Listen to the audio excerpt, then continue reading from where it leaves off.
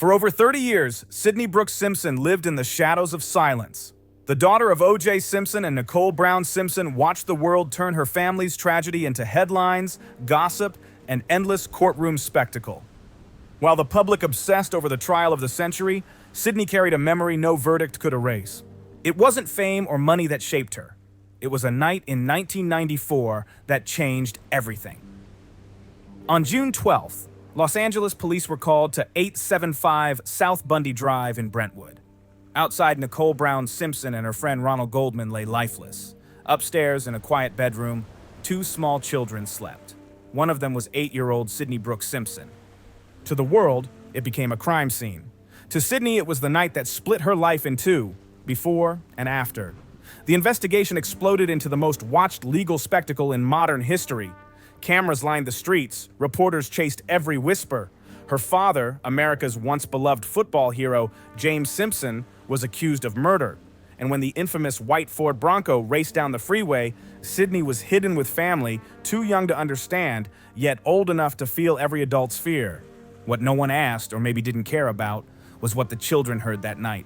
Years later, in a private 2024 statement, Sydney recalled the terror. Heavy footsteps, a crash, a scream, then silence. She saw a large male figure with blood on his hands by the backyard doorway. At 8, she couldn't make sense of it, but decades later she admitted, "I knew it from that day on." When detectives questioned her in 1994, lawyers and relatives shielded her. No one wanted to traumatize a child, or to let her hold the key to a nation's nightmare. Official reports noted the children were unharmed, but no one recorded how deeply that silence carved into their souls. School records from Brentwood Elementary later revealed the scars: panic attacks, anxiety, a fear of loud noises. Sydney wouldn't sit near doors, sobbed at footsteps, and was eventually moved to a smaller private school for her safety. After her mother's funeral, custody went to Nicole's family, led by her grandmother, Juha Brown. The Browns, already broken by grief, took in Sydney and her younger brother, Justin, trying to craft a semblance of normal life. But normal was gone forever. Every magazine cover and trial rerun reopened old wounds. At 9 years old, Sydney had become part of history without a choice. When the trial began in January 1995, the world waited for confession, justice, or closure. For Sydney, it was the start of a lifetime of quiet suffering. In therapy, she drew two houses, one bright, safe, and big, the other dark, with red marks near the door. Her therapist recognized the signs of deep trauma. The family refused the media at every turn. No interviews, no TV spots, no photos. The Browns knew any public appearance would turn the children into props in a national circus. On October 3rd, 1995, O.J. Simpson was acquitted. Millions across America watched live. Some cheered, some wept. For Sydney, there was only confusion. The man she once called Daddy was free, but her mother was gone forever. That paradox haunted her life. By the end of 1996, Child Services reports described recurring nightmares and isolation. Teachers called her polite but withdrawn, fearful of strangers. The media frenzy faded for the world, but inside Sydney, the noise never stopped. The late 1990s blurred into custody battles, therapy sessions, and a quiet determination to disappear. After O.J. Simpson's acquittal, Sydney and her brother Justin were placed under the care of their grandmother, Judith Brown, and Aunt Tanya. The Browns kept the children far from cameras, questions, and the shadows of the Rockingham mansion that had once been their home. Every move was calculated to shield them from the outside world, but no one could erase what haunted their minds. Sydney rarely spoke, even with family. A 1996 social worker's note shows she often refused to talk about her parents. When asked about her mother, she would only say she smiled a lot. Asked about her father? Silence behind closed doors. The trauma morphed into a silence so deep that even professionals called it a protective shield. By 2000, the Browns made a bold choice. Sydney and Justin moved to Florida, chasing anonymity and a quieter life far from Los Angeles. No cameras, no debates, no relentless headlines. In Florida, Sydney could try to just be another student, at least for a while. She attended Gulliver Preparatory High School from 2000 to 2003. Teachers saw a bright girl, but emotionally distant, careful to avoid personal conversations and shunning any attention tied to her last name. Administrative records revealed the family even asked for her identity to be kept private at school events. When it came time for the yearbook, she requested her photo be removed. The weight of her name still followed her, but she was determined to carve her own path. In 2004, Sydney enrolled at Boston University, majoring in sociology with a focus on criminology and deviant behavior, a choice reflecting the questions that had haunted her since childhood. Her thesis explored the psychological impact of family murders on children, but never mentioned her own story. Professors praised her meticulous research, empathy, and the quiet restraint beneath her calm exterior. She was studying herself without ever saying a word. College gave her a taste of freedom. She made a few close friends, but boundaries were strict. No family talk, no questions about the past, no media. She didn't join campus groups or speak publicly. Privacy wasn't just preference, it was survival. After graduating in 2008, Sydney began work at a nonprofit in Atlanta supporting children affected by domestic violence. For 14 months, she served quietly as a case coordinator, helping others whose lives mirrored hers in ways they would never know.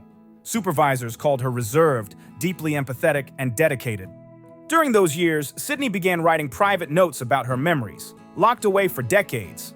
Some later surfaced in legal filings, revealing her struggle to reconcile the image of her father with the man she saw that night in Brentwood. One note read, "I was taught to love him, but I remember being afraid of his voice." By 2010, Sydney had grown into a woman determined to remain invisible. She dodged interviews, rejected documentary offers, and changed addresses multiple times. In an era of endless online exposure, she built walls. No social media, no public footprint. By the 2010s, Sydney Brooks Simpson had finally crafted the quiet life she had fought for. Living in St. Petersburg, Florida, Sydney kept far from Los Angeles, far from headlines, and far from the past. While her father, O.J. Simpson, served time in a Nevada prison for armed robbery, she quietly built her own world, buying and renovating homes, running a small real estate business under her full name. This was her way of reclaiming life and identity on her own terms. In 2012, she began a relationship with Stuart Alexander Lee, a British national. He described her as kind but distant, haunted by nightmares and memories that never faded. She had one unbreakable rule: never mention her father. When O.J. was released on parole in 2017, Sydney stayed silent. No hearings, no press, no calls, nothing. In 2019, she finally agreed to see him one last time. The meeting was brief, heavy with unspoken truths. O.J. handed her a copy of If I Did It and said, "You should read this. You'll understand me better." In a later written statement, Sydney revealed, "He didn't have to say it, the way he looked at me. I knew that was our final meeting."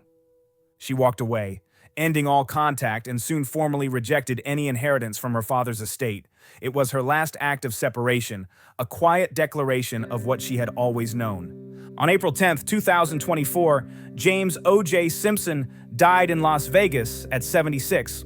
The official cause: complications from metastatic prostate cancer.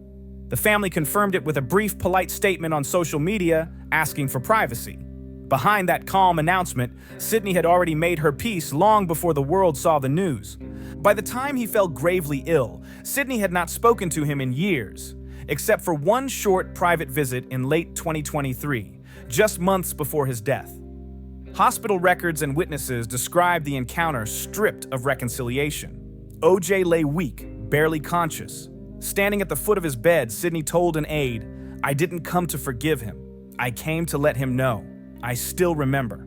According to the same witness, O.J. shed tears but said nothing. Her final words were quiet but final. "I am no longer your daughter." After his death, Sydney's actions were swift and deliberate. She didn't attend the funeral.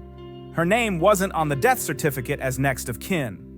She wasn't a beneficiary of his estate and wasn't mentioned in the will. Legal filings in Clark County confirmed that she had signed a formal disclaimer 3 months before his death. "I disclaim all rights to any portion of the estate, whether directly or indirectly, of O.J. Simpson." It was a rare, powerful statement. A daughter legally cutting ties with her father forever. But it wasn't about money. It was about morality. In a statement released by her law firm in May 2024, Sydney wrote 6 short paragraphs. The last line struck like thunder. "I retain the right to choose what memory will survive in my life. I choose to keep my mother."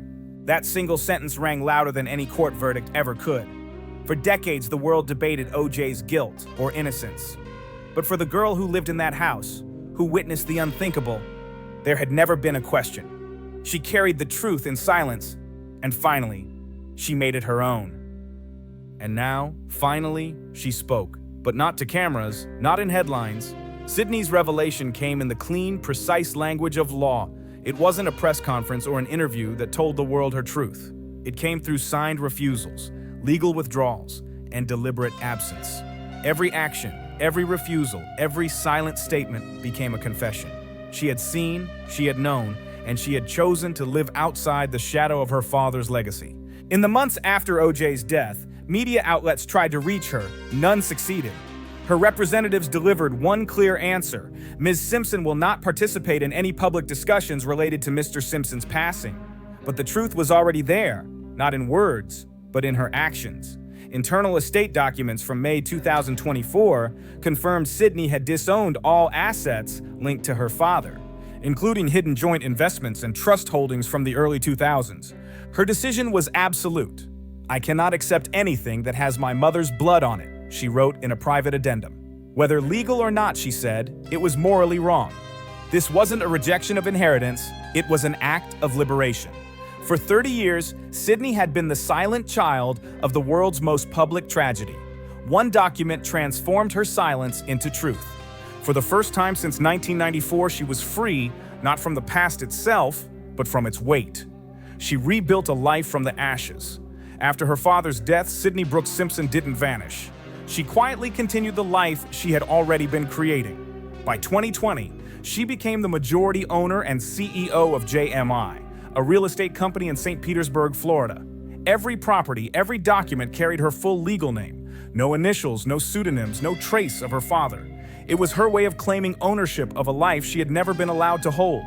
Financial reports from 2021 showed her company's net worth exceeded $3 million, with steady growth and zero debt.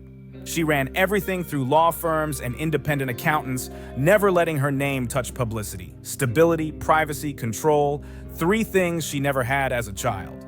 Outside of business, Sydney married a private partner in 2020 and became a mother in 2021. She named her daughter after her late mother's middle name, a quiet tribute to Nicole Brown Simpson. Friends described her as peaceful, guarded, yet deeply devoted to family.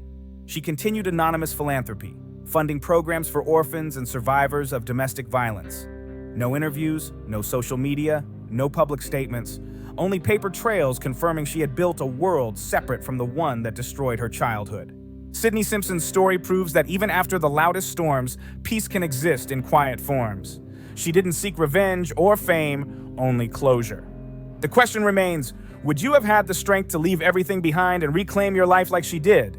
Drop your thoughts in the comments below, hit that like button if you felt something real, and don't forget to subscribe for more stories.